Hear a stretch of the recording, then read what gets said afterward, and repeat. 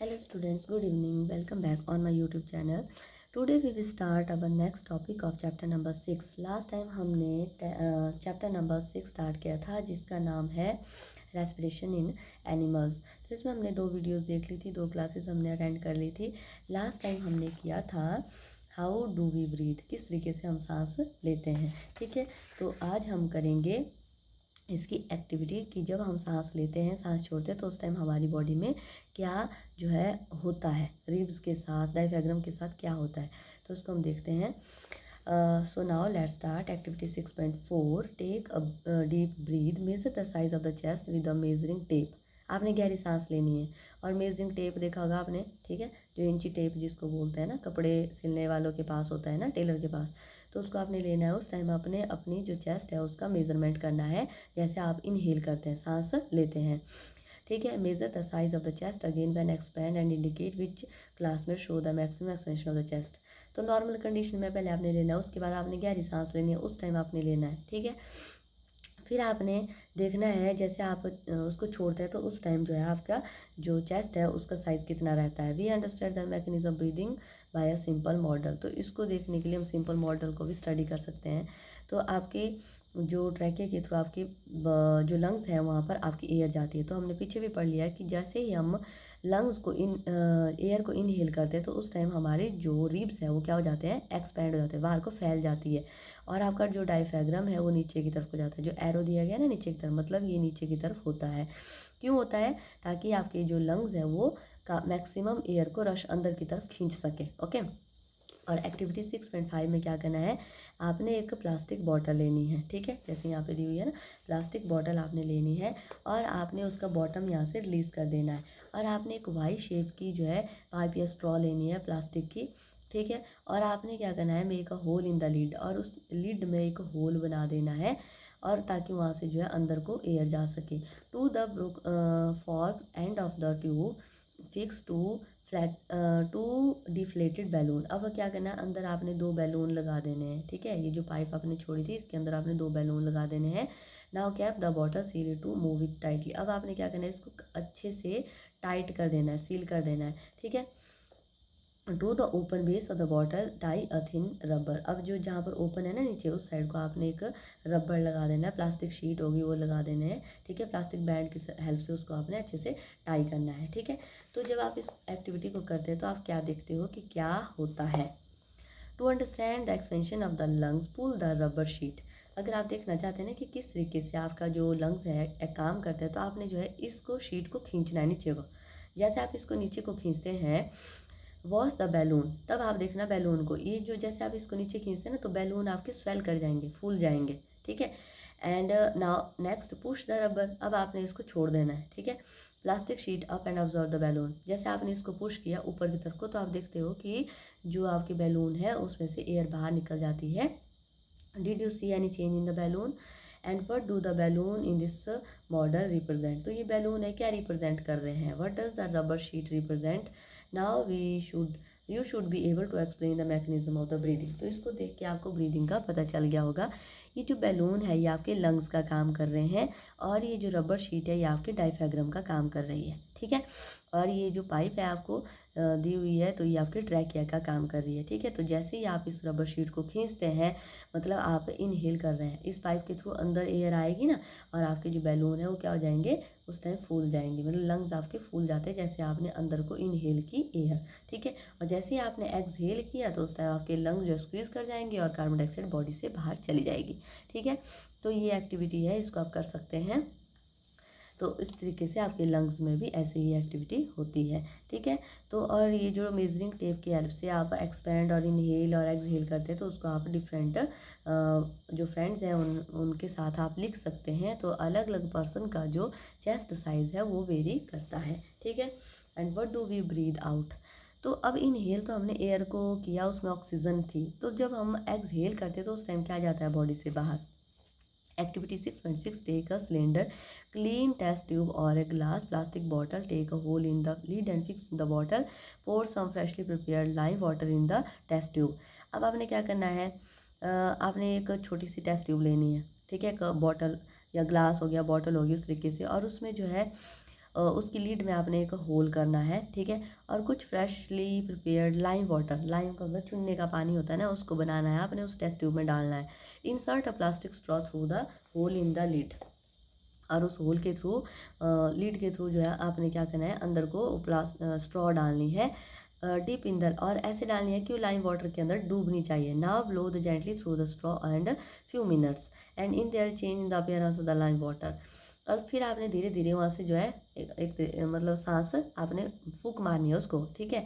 और आप देखोगे कुछ टाइम के बाद जो आपका लाइम वाटर है वो चेंज हो जाएगा। Can you explain the change on the basis of what we learned in chapter 5। तो क्या आप चैप्टर 5 में बता सकते हो कि क्या चेंजेस में हुआ है। You are aware that air we inhale or exhale is a mixture of gases. What do we inhale? Do you exhale any carbon dioxide or mixture of the gases along with it? You must have also observed that if you exhale on a mirror, a film of moist appear on the surface. From where do these droplets come? तो देखो, जब आप उसमें मतलब जो फूक मारते हैं उस टेस्ट ट्यूब में ना, तो आप देखते हैं कि उसका जो कलर है वो चेंज हो जाता है। तो उसका मतलब क्या है, आप जैसे उसमें गैस कोई मतलब छोड़ते हैं, ठीक है, मुंह के थ्रू आपने एयर को जो है उसमें पास किया, तो मतलब कोई गैस है ना, और उस गैस की वजह से उसमें चेंजेस आ रहे हैं। तो उसमें कार्बन डाइऑक्साइड है और उसके साथ और भी गैसेज हो सकती है, ठीक है। और इसके साथ एक आप और एक्टिविटी करते होंगे, बच्चे इसको मैक्सिमम करते हैं, शीशे के पास खड़े होकर के हाँ इस तरीके से सांस छोड़ते हैं, और आप शीशे के ऊपर देखते हैं कि उस वहाँ पर जो है कुछ फॉग जैसी, धुंध जैसी जमा हो जाती है। जैसे आप उंगली से उसको हटाते हैं तो वो साइड हो जाती है और वहाँ पे पानी की ड्रॉपलेट बन जाती है। तो वो किस वजह से ऐसा होता है। वो जो want to know that much air a person can hold in the lungs. अब वो जो जानना चाहता है कि कोई भी आदमी कितना एयर जो है अपने लंग्स में होल्ड कर सकता है। ब्रीथ फॉर बेटर लाइफ, देखो, breathe for better life, regular traditional breathing exercise that is pranayama can increase the capacity of the lungs to take the more air and thus more oxygen can be supply to the body cell resulting in release of more energy. तो यही मैंने आपको पहले बताया कि yoga, exercise, प्राणायाम, ठीक है, ओम विलोम आपको करना चाहिए जिससे आपकी लंग्स की कैपेसिटी इंक्रीज हो सके। तो ये जो एक्टिविटी है स्ट्रॉ की हेल्प से लाइम वाटर के अंदर जो है क्या है, एयर को पास कर रही है। और इस एयर में जैसे आप ब्लो कर रहे हैं तो उसमें क्या है, कार्बन डाइऑक्साइड है, और उसकी वजह से जो वाटर का कलर है वो चेंज हो जाता है। The percentage of oxygen and carbon dioxide in inhaled and exhaled air. तो यहाँ पे जनरल सा बताया है कि इनहेल्ड एयर में कितना ऑक्सीजन होता है, कितना कार्बन डाइऑक्साइड होता है। तो जैसे हम अंदर को इनहेल करते हैं ना, तो उस टाइम 21% ऑक्सीजन होती है और 0.04% कार्बन डाइऑक्साइड होती है। और जब हम एक्सहेल करते हैं तो उस टाइम 16.4% का ऑक्सीजन उसमें होती है और 4.4% जो है कार्बन डाइऑक्साइड उसमें होती है, ठीक है। तो मैक्सिमम जब एक्सहेल करते हैं ना उस टाइम भी उसमें ऑक्सीजन होती है, पर कार्बन डाइऑक्साइड की मात्रा उसमें बढ़ जाती है, ठीक है। और आप ये फील करते होंगे कि जब आप एक्सहेल करते हैं तो उस टाइम वो गर्म हो जाती है, वो गैस, है ना। नॉर्मल आप नाक के साथ टच करके पता लगा सकते हैं। जैसे आप इनहेल करते तो उस टाइम आपके जो नोज़ है वो ठंडा फील करेगा, और जैसे ही आप बाहर को एक्सहेल करते हैं तो उस टाइम को नॉस्ट्रिल गर्म फील करते हैं, ठीक है। क्यों क्यों करते हैं, क्योंकि कार्बन डाइऑक्साइड उसमें होता है, कार्बन डाइऑक्साइड जो है गर्म होती है। नेक्स्ट है ब्रीदिंग इन अदर एनिमल्स। तो दूसरे जानवरों में ब्रीदिंग किस तरीके से होती है। दूसरे एनिमल जैसे आपके छोटे हैं, जैसे यहाँ पे ग्रास हॉपर दिया है ना, तो इसमें किस तरीके से होगी, पानी के अंदर जो ऑर्गेनिज्म है वो भी तो सांस लेते हैं, वो किस तरीके से ब्रीद करते हैं। तो चलो स्टार्ट करते हैं। Animals such as elephant, lion, cow, goat, frog, lizard, snake, birds have lungs in their chest cavity like the human being. How do other organisms breathe? Do you they have the lungs like those of the human being? Let us find out. तो lungs जो आपके हैं, क्या सब में lungs होते हैं। Lion, काऊ, elephant, frog, lizard, snake, ये सारे इनके सब के पास जो है चेस्ट कैविटीज़ होती है ह्यूमन बीइंग की तरह। तो क्या इन सब में जो है हमारी तरह लंग्स भी होते हैं, ठीक है। तो चलो देखते हैं। कॉकरोचेज है सबसे पहले, ठीक है। कॉकरोच है small opening on the side of its body. तो कॉकरोच में ना साइड में छोटी छोटी ओपनिंग होती है, ठीक है। यहाँ पे ये कॉकरोच है, तो वैसे तो मुझे ग्रास हॉपर लग रहा है ये, ठीक है। ऐसे ही कॉकरोच भी होता है पर वो थोड़ा अलग होता है ना, तो उसमें जो है यहाँ पर छोटे छोटे छेद होते हैं। Other insect also have the similar opening. दूसरे ऑर्गेनिज्म में भी ऐसे इंसेक्ट में जो है ना ऐसी ओपनिंग होती है। These opening is called the spiracles. क्या बोलते हैं इनको, स्पाइरेकल बोलते हैं, ठीक है। Insect have a network of the air tube is called the trachea for a gas exchange. Oxygen rich air rushes through the spiracle into the tracheal tube, diffuses into the body tissue and trachea, every cell of the body. Similarly, carbon dioxide from the cell goes into the tracheal tube and move out through the spiracles. तो ये जो छेद होते हैं ना, अंदर इनमें network होता है, मतलब पाइप पाइप पाइप जुड़ी होती है एक तरीके से, ठीक है, तो उनको बोलते हैं ट्रैकिया, ठीक है। और यही ट्रैकिया क्या करता है, गैस को एक्सचेंज करने का काम करता है।